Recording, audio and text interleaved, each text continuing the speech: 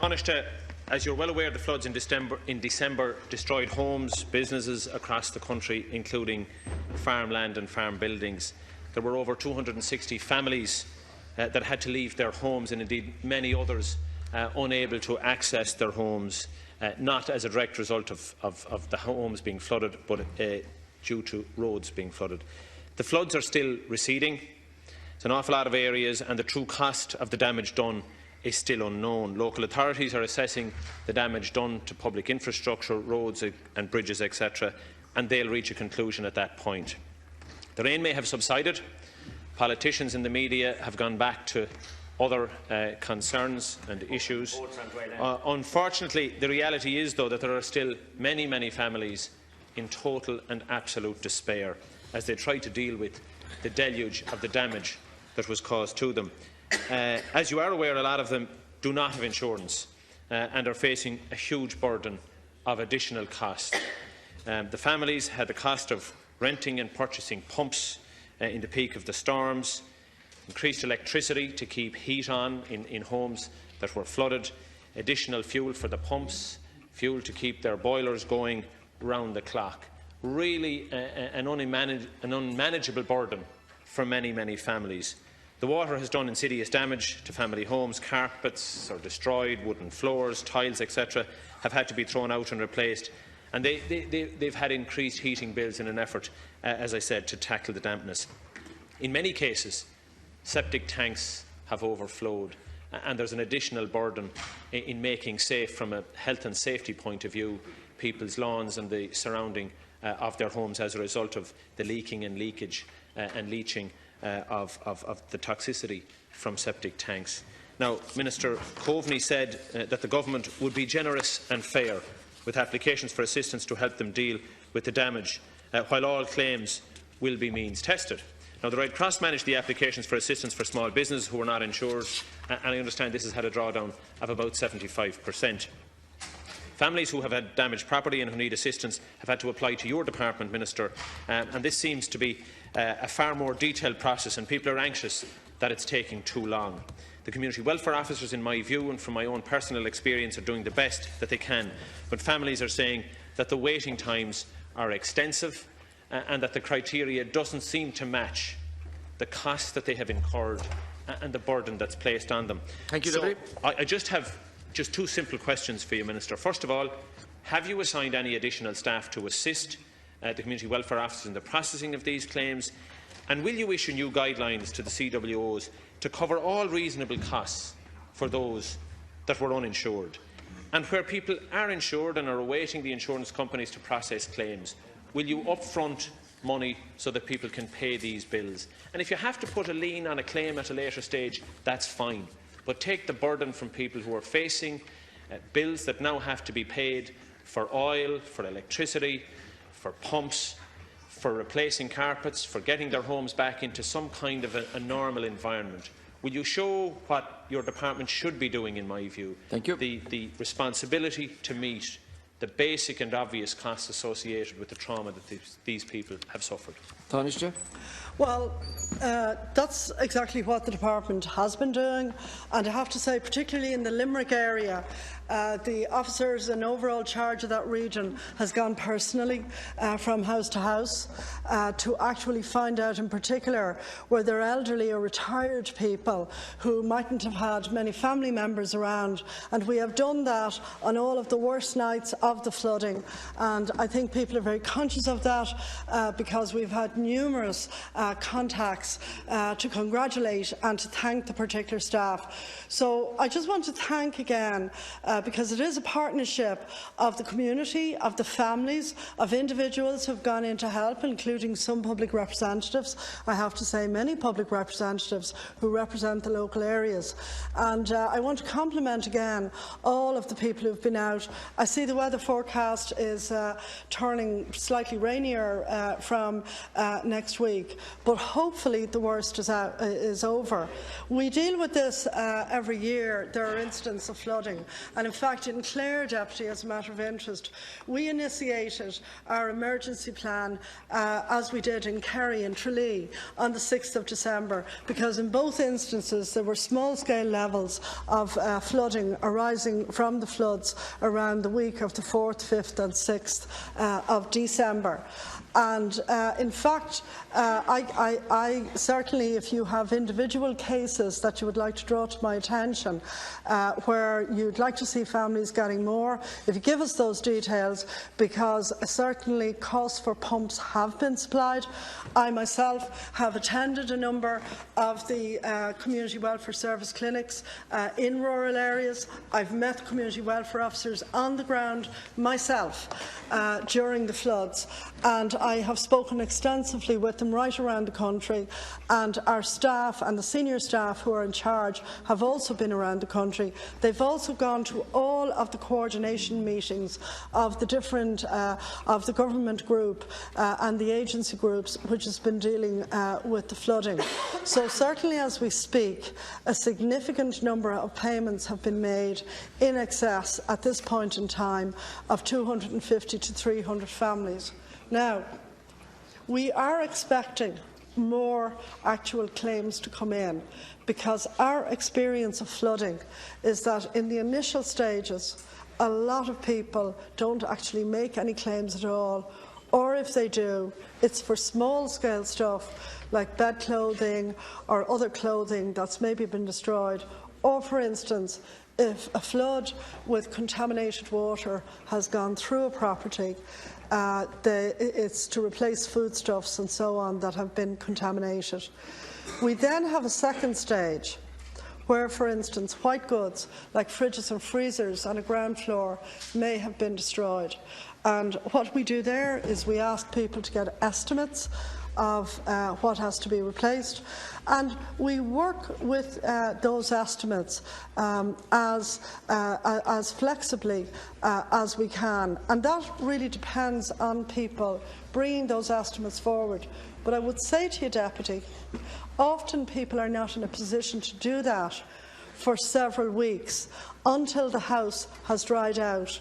In extreme cases, it could be longer, and say where there is very significant damage to a home, it could be months, because it may be necessary to get engineering opinions and the OPW's opinion. And we've done that, for instance, in relation to both Clare and in relation to Galway, particularly South Galway, on previous occasions. In fact, as Minister, I dealt with the aftermath of the disastrous floods in the West in 2009 and the subsequent flooding in 2010. And in about 20 cases, families were actually given sanction on the advice of the OPW and the local authority engineers and their own engineers to move home, and to date, and I'm talking about round about 2012. Thank you, Tánaiste. About 14 families moved and have rebuilt homes on safer ground, safer from flooding. Deputy Timmy Dooley for a supplementary question. So are you confident then that your department has the appropriate guidelines issued to community welfare officers that all reasonable costs associated with the damage done to the homes can now be claimed from your department? Simple question.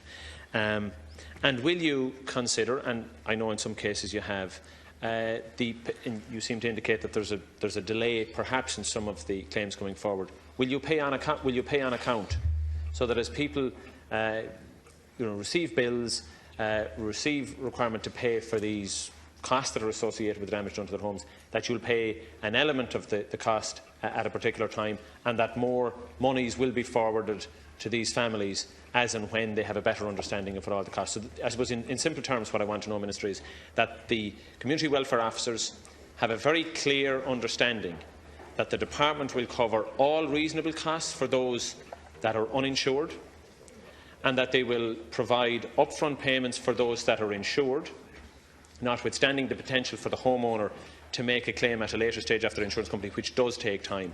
How you manage to address that between the insurance companies and yourselves is a matter which I'm sure you can address.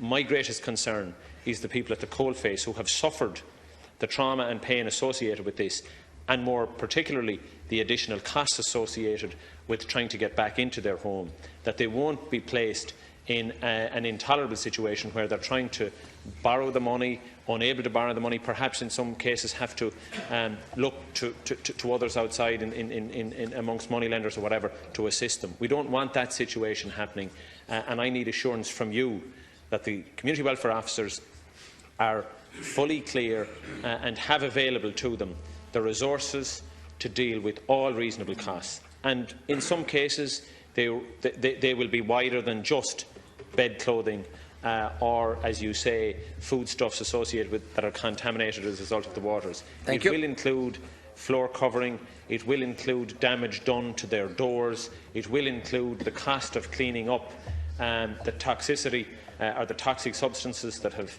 been leached around their lawns and their driveways from septic tanks. Some of those are additional and they're real. There's the costs associated, as I said, with running pumps 24/7 for 3 or 4 weeks. There's the additional electricity costs, all of which need to be factored in to your ready reckoner, if you want, from the department, to provide the community welfare officers with a very clear understanding that that's what you're talking about when you say all costs will be covered. Thank you. Tánaiste? Yeah, as I said in my earlier answer, it's essentially a three-phase process. The first is the immediate emergency, and the payments there tend to be small, and that's for things like foodstuffs and essentials that may have been destroyed or contaminated as a consequence of the flood. The second is, generally speaking, and it's up to people, and it depends how the floodwaters recede and how quickly they recede. If they're staying, say, elsewhere, which often people are doing, leaving one person in the house, it may be some weeks before they then claim for material damage to items in the house, and that can range from floorboards to white goods and electrical goods and indeed furniture. The third phase then is when more substantial work may be required to the property, and in that case almost always there will be some engineering advice or some technical building advice required. Because we work in a partnership with the local authority and with the OPW, if the severity and the repetition of the floods are such in the particular location that you need to look at wider solutions, then in conjunction the local authority and the OPW can do that. You spoke about the issue of septic tanks, and certainly that's an issue that in the coordination meetings has been raised on a number of occasions, both by representatives of the County Managers Association and by Irish Water, because obviously there are broader contamination issues in relation to water. I would say, if you're specifically referencing people who have problems with a septic tank, I would say that they would probably need some expertise from the local council or from an engineer or a construction firm or construction expert of their own choice, because clearly, if in essence what you're saying is that the septic tank structure may need to be replaced because of flooding. I'm not talking about the architecture or the structure at all.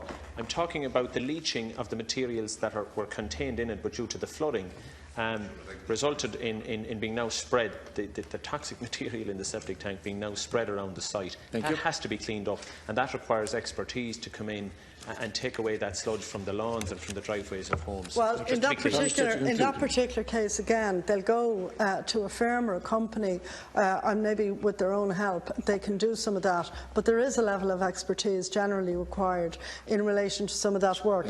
Again, if they go to the Community Welfare Service and they look, well, we've actually provided for pumps. We've provided for all kinds of assistance to people, And if the Deputy has a particular case, in mind, I think it would be helpful, and I'd be very happy if you gave me the details of the case or cases, rather than we're talking a little bit in the abstract. And every case, I've been in so many flooded properties, Deputy, since I became Minister over the last 5 years, and all I can say is it's a horrific experience for a family. I have gone to flood properties months after they have dried out. There's still the smell, there's still the stink, the problems that you talk about in relation to the septic tanks. Thank you. And our officials will help people with all of that. And by the way, in relation to people who are farming, we're talking obviously about the family home in the context of the farm. Wider issues in relation to farming obviously would be dealt with by the Department of Agriculture, and they have a number of specific schemes in relation to that as well. Thank you.